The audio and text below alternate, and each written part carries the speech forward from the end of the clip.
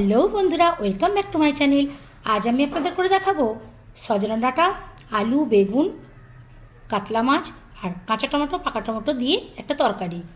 গরম পড়ে গেছে বন্ধুরা, আর গাছের সজনা ডাঁটা দেখুন একদমই নরম, এখন কড়াইয়ের মতো একদম ভেঙে যাচ্ছে।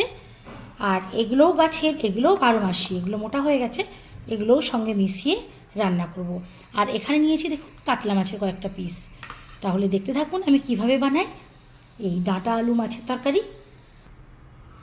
ওভেনে কড়াই বসিয়ে দিয়েছি, এর মধ্যে দিয়ে দিচ্ছি সর্ষের তেল। তেল গরম হয়ে গেছে, একে একে মাছগুলো ভেজে নেব।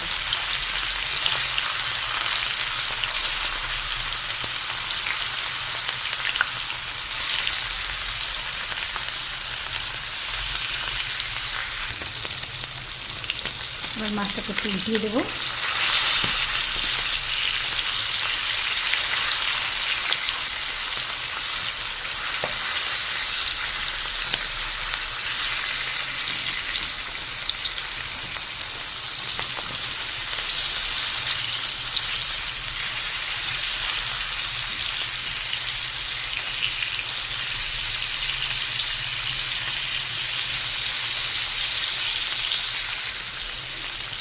এই পিঠটা ভাজা হয়ে গেছে, এবার উল্টো পিঠটা ভালোভাবে ভাজা হয়ে যাক।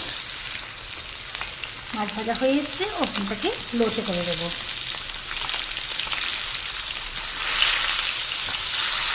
কিন্তু ভালো মতো ভাজা হয়ে গেছে। আর যেহেতু ঝোল বানাবো, খুব বেশি কড়া করে ভাজবো না।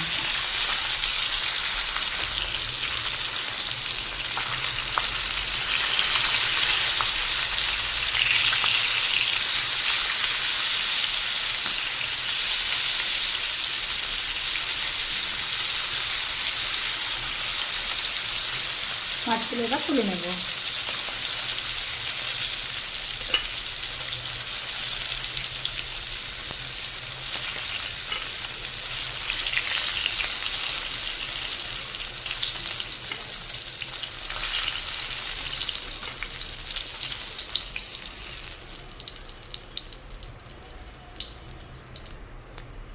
এই যে মাছগুলো ঠিক এইভাবে ভেজে নিয়েছি, তবে এতটা আমি দেবো না, যতটা লাগবে ততটা দেবো। এখন এই গরম কড়াইয়ের মধ্যেই দিয়ে দেবো কটা বড়ি। বড়ি কটাকেও একটু লাল করে ভেজে নেব।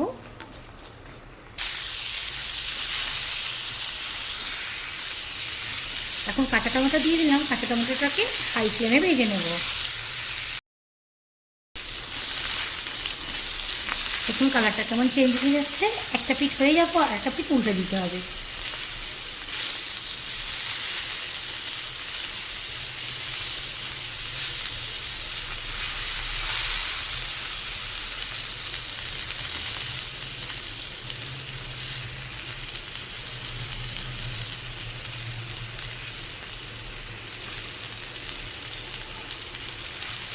আর এই দিকের পিঠটাও একটু কড়া করে ভেজে নেব।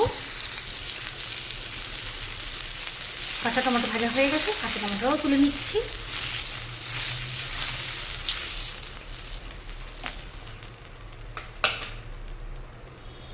এখন দেবো এর মধ্যে আবারও সর্ষের তেল। তেলের মধ্যে দিয়ে দেবো হাফ চেরানো কাঁচা লঙ্কা ও পেঁয়াজ।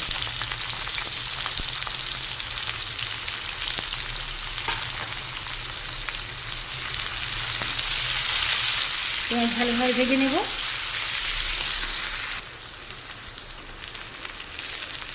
পেঁয়াজ অলমোস্ট ভাজা হয়ে এসেছে। এখন দেবো কেটে রাখা আলু।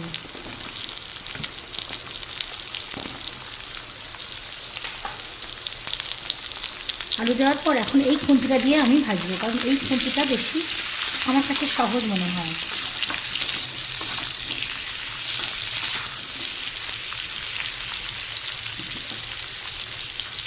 এর মধ্যে দিয়ে দেবো হাফ চামচ নুন। মিনিট আলুটাকেও ভেজে নেব।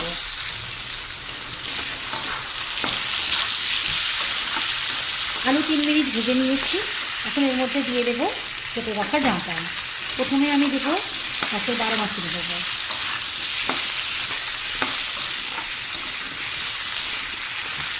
আবারও মিনিট 2 একটু ভেজে নেব। ভালো দেখা যাচ্ছে। এখন এর মধ্যে দেবো একটা বেগুন। বেগুনের সঙ্গে দিয়ে দেবো, হয়ে গেছে। এখন এক এক করে দিয়ে দেবো হলুদ গুঁড়ো। হলুদ গুঁড়ো 1 চামচ দিয়েছি, লঙ্কা গুঁড়ো একটু কম দেবো যেহেতু ঝোলের তরকারি। 1/2 চামচ লঙ্কা গুঁড়ো, আর ধনে জিরে গোলমরিচের গুঁড়ো এটাও দেবো 1/2 চামচ। আবার ভালো করে নাড়িয়ে নেব।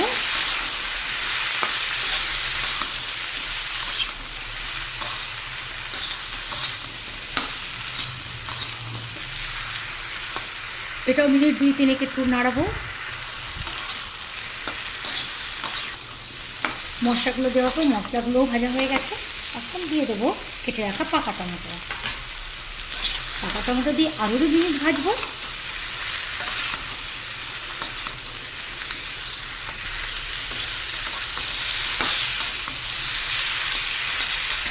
খুব ভালোভাবে সবজি মশলা সব ভাজা হয়ে গেছে। এখন আমি দিয়ে দেবো অল্প একটু জল। মশলা খুব ভালোভাবে কষানো হয়ে গেছে, মশলা থেকে তেল ছেড়ে দিয়েছে। এখন এর মধ্যে দিয়ে দেবো জল।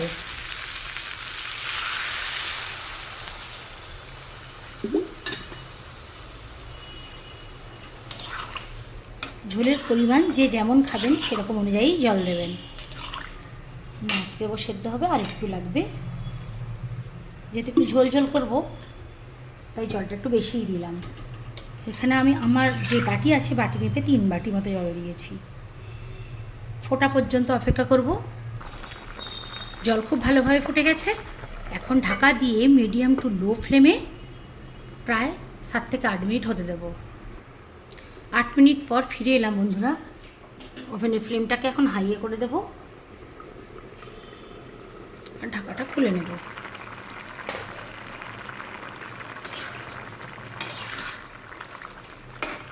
হালকা হাতে সবজিগুলো একটু নাড়িয়ে দেব।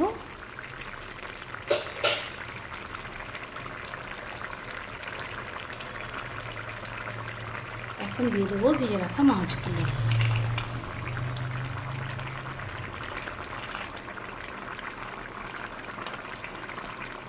আর মাছ দেবো না, এবারে এই যে কাঁচা টমেটো আর বড়িগুলো আছে এগুলোও দিয়ে দেবো।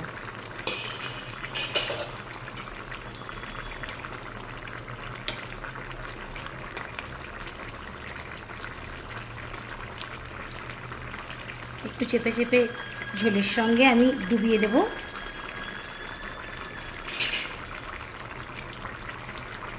এই সময় নুনটা আমি চেক করে নেব।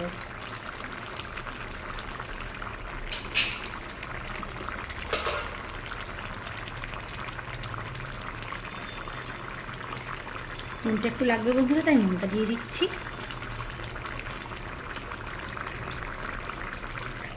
আবারও ঢাকা দিয়ে লো ফ্লেমে মিনিট 2-3 ফুটিয়ে নেব। 3-4 মিনিট পর ফিরে আসলাম। এখন আমি সামান্য ধনে জিরে গোলমরিচের গুঁড়ো ছড়িয়ে দেব। এটা 1/2 চামচ মতো দিলাম। হাই ফ্লেমে 1 মিনিট মতো ফুটিয়ে নেব।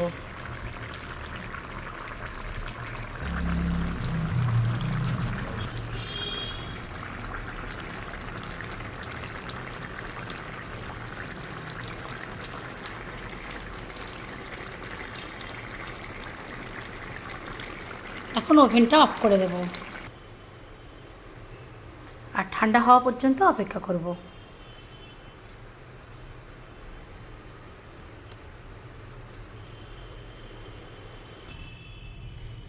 ঠান্ডা হয়ে গেছে বন্ধুরা, দেখুন কেমন সুন্দর কালার এসেছে। আর কাঁচা টমেটোটা দেখুন একদম গ্রিনই আছে, কালারের কোনো পরিবর্তন হয় না। তাহলে বন্ধুরা দেখতেই পেলেন কিভাবে বানালাম এই ডাঁটা, আলু, মাছ, কাঁচা টমেটো, পাকা টমেটো, বড়ি, বেগুনের তরকারি। আমার এই রেসিপিটা আপনাদের কেমন লাগলো অবশ্যই কমেন্ট করে জানাবেন। ভালো লাগলে লাইক করবেন আর আমার চ্যানেলটাকে সাবস্ক্রাইব করে দেবেন।